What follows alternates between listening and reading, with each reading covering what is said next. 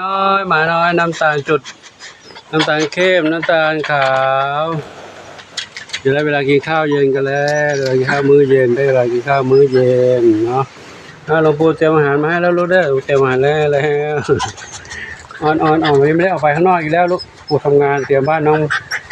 เหมียวอยู่เนาะวันนี้ยุ่งทั้งวันเลยลูกเนาะเดี๋ยวปู่จัดอาหารให้เนาะลูกเด้อเนี่ยเอาเนี่ยเร็วเนี่ยมาเร็วนี่มาอีกวังนี้มาให้เอาลูกมาให้เอาไปทางนี้ลูกเด้อปู่จะเข้าไปให้อาหารลูกนะมาอันนี้ฝนจะตกแล้วลูกฝนจะตกแล้วเดี๋ยวรีบเวลาหน่อยลูกฝนจะมาอีกแล้วครับฝนจะมาอีกแล้วฝนจะมาอีกแล้วปู่ให้แล้วลูกโน่นในถาดดูลูกเด้อ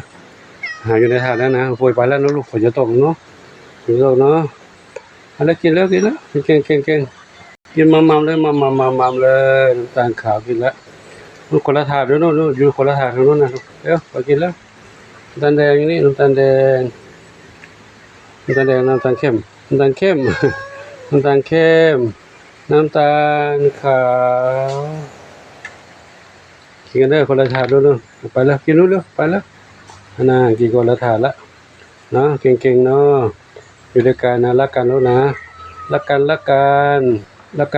กินด้วยกันแล้วเนาะเดี๋ยวก็หยอกล้อเล่นกันได้เนาะน้ำตาลจุดกินแล้วเหรอกินน้ำแล้วว้ายกินแล้วเดี๋ยวกินเยอะๆลูกกินเยอะๆเด้อ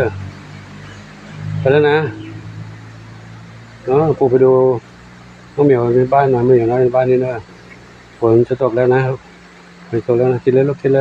ยใครนี่บุญนำชอบปากกาตามปู่ด้วยเหรอบุญนำชอบปากกานี่ใครลูกท้องอ่อนอันนี้ส้มอ่อน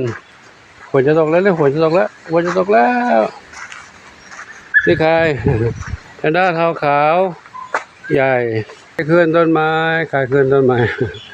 เด็กตามหลวงปู่มาเล่นสนุกอันนั้นส้มขาวเล็กก็มาแล้วนะส้มขาวเล็กแพนด้าเท้าขาวใหญ่ส้มอ่อนซับทวีกอไก่นอนได้แล้วกอไก่ค่ำแล้ว ค่ำแล้วแม่ก็เล่นด้วยกันดีนะ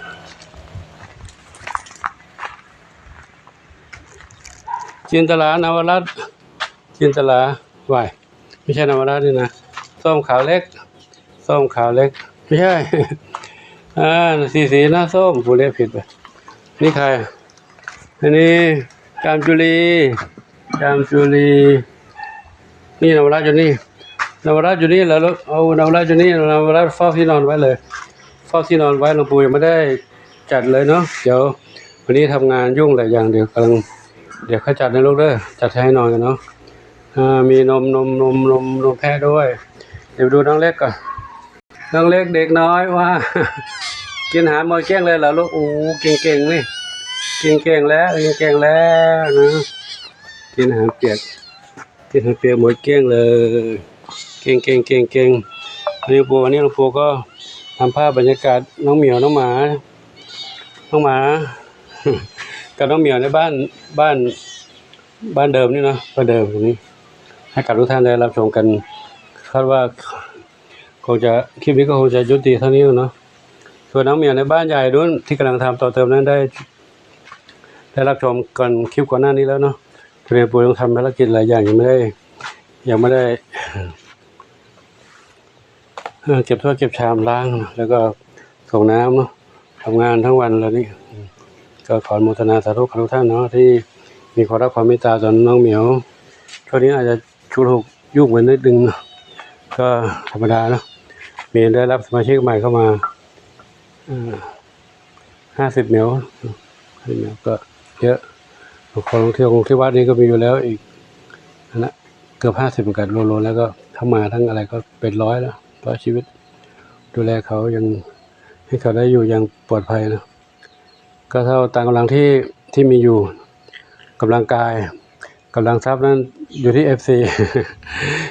ผู้ใจบุญส่งมาให้นะสมทบกันมานะก็ขออนุโมทนาสาธุทำไปได้ FC นี่หลวงปู่ก็แย่เลยก็สงสารด้วยความสงสารน้องเหมียวนะรับเขาไว้ดูแลเขาไว้ได้ช่วยน้องเหมียวที่เขา อ่าจรอยู่แถวๆข้างๆวัดนี่นะมีเข้ามาในวัดก็มีมาขอข้าวกินก็มีแต่เขาก็โดนเหนี่ยวคนนี้ขู่ไปแล้ววันนี้ได้ช่วยเขามาเมื่อเช้านี้เขาน่าจะโดนยามานะคิดว่าโดนยาสารเคมีเขาคงหิวนั่นนะหิวก็ไม่รู้จะกินอะไรก็จับกบจับเขียดแต่ทุ่งนากินแล้วก็กินน้ำที่ทุ่งนาน่ะน้ำในนาคงจะมีสารปนเปื้อนกลับมาพอจับมายังไม่ได้เอาเข้าไปในบ้านแล้วนะแค่อยู่ในกรงเล็กที่ไปรับเข้ามาเนี่ยไปจับเข้ามาใส่เนี่ยปรากฏว่าเขาจากไปภายใน 4-5 ชั่วโมงเลยนะหลังจากตอนเช้านะตอนเช้าจับเข้ามาก็ไม่ได้ถ่ายยังไม่ได้ถ่ายคลิปกะว่าเดี๋ยวจะถ่ายคลิปให้ดูปรากฏว่าเขาจากไปแล้วก็ไม่ทราบว่าเป็นเพราะอะไรนะแต่เรื่องนี้หลวงปู่คิดเองว่าน่าจะเป็นเพราะยาคิดว่าคิดเองเนาะครับก็ถ่ายทุกคนทุกท่านรับชมเนาะก็นั่นแหละไม่รู้จะว่ายังไงเลยนะตามเหตุตามปัจจัยถ้าเขาจากไปเร็วก็ดูว่าเขาหมดกรรมในชาตินี้แล้วแต่ถ้าเขาเกิดจากไปด้วยพิษสารเคมีอันนั้นก็ถือว่าเขายังไม่หมดยังไม่ได้อะไรเขาเกิดอันนั้นต้องว่าไงดีจะว่าไปก็จะว่าเป็นการว่าผู้ที่โปรยสารเคมีจริงๆก็ทำงั้นจริงๆอันนี้นี่น้องเหมียวมาตรงแล้วนี่น้องเหมียวนี่มาขอข้าวกินนี่อยู่นี่หางไม่มีน้องสีขาวอันนี้หางไม่มีอยู่ไหนมาเนี่ยเริ่มคุ้นเคยแล้วเนาะเริ่มคุ้นเคยแล้วเมื่อวานนี้ก็มาก็เห็นอยู่ถ่ายดูเป็นแมวตัวผู้แมวหนุ่มนั่นแหละแมวหนุ่มมาลุกเมื่อเลยอยู่วัดเด้อลุกเด้อเมื่อกี้เข้าด้วยกันเนี่ยนะไม่มีใครกวนแล้วเนาะหลวงปู่ก็ไม่ได้ทำร้ายหนูแล้วเนาะมาแล้วเข้ามาแล้วเขากลัวอยู่กลัวเพื่อนๆนี่กลัวเจ้าบุญนำเจ้าบุญอะไรเจ้าบุญนำอยู่นี่นะบุญนำมองอยู่นี่บุญนำอันนี้ใครนุ่มหล่อดำขาวน้องเล็กอยู่นี่เล็กอะไรหน้าส้มสีหน้าส้มอยู่นี่นะครับก็ขอยุติคลิปนี้ไว้เท่านี้นะขออนุโมทนาสาธุบุญใดๆที่ทุกท่านปรารถนาขอจงสำเร็จสมปรารถนาทุกประการเถิดสาธุอายุวันโนสุขังพลัง